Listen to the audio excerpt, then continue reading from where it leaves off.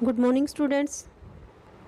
आज हम third lesson नियोजित विकास की राजनीति के बारे में पढ़ेंगे। इसमें क्वेश्चन है, भारत में आर्थिक नियोजन के मुख्य उद्देश्य बताइए।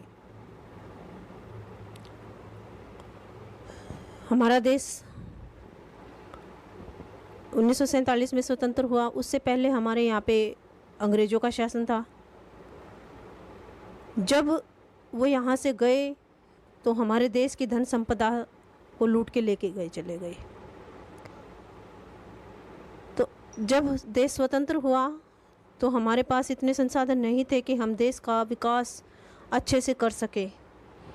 तो जो भी उपलब्ध संसाधन थे उन्हीं से देश का विकास करना, जनता की आवश्यकताओं को पूरा करना, ये हमारा लक्ष्य था, जिसको पूरा करने के लिए अनेक योजनाएं बनाई। तो इसका उद्देश्य क्या था? नियोजन का उद्देश्य था, पहला पॉइंट है राष्ट्रीय आय तथा प्रति व्यक्ति आय में वृद्धि। इसका मतलब है कि पूरे देश की आय को बढ़ाना और प्रति व्यक्ति आय यानी कि हर एक व्यक्ति की जो आय है उसमें वृद्धि करना। वो देश का और व्यक्ति का दोनों का ही विकास हो।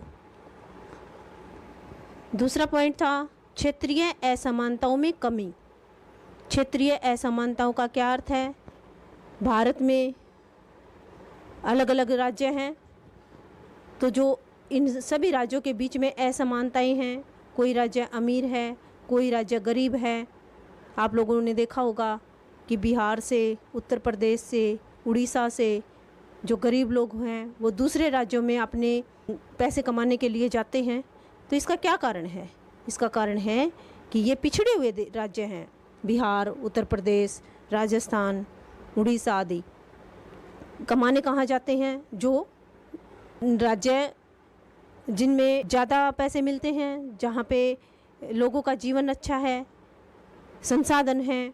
तो जैसे हरियाणा हो गया, पंजाब हो गया, महाराष्ट्र हो गया, गुजरात हो गया, तो इनको समृद्ध राज्यों में गिना जाता है।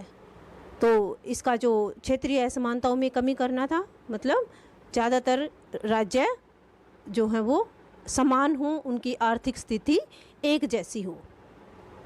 अगला पॉइंट है पूर्ण रोजगार। पूर्ण रोजगार मतलब जो भी सभी व्यक्ति, देश के सभी व्यक्तियों को रोजगार उपलब्ध हो, रोजगार के अवसर को बढ़ाया जाए ताकि प्रत्येक व्यक्ति को रोजगार मिले और उनका भरण पोषण अच्छे से हो और वो अपना जीवन जो है वो अच्छे से बिता सकें। अगला पॉइंट है उपलब्ध साधनों का पूर्ण उपयोग।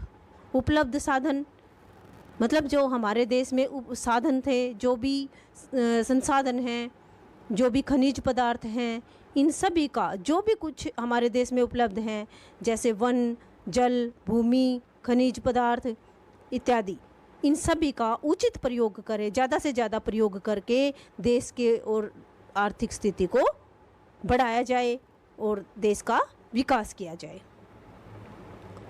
अगला पॉइंट है जीवन स्तर में वृद्धि।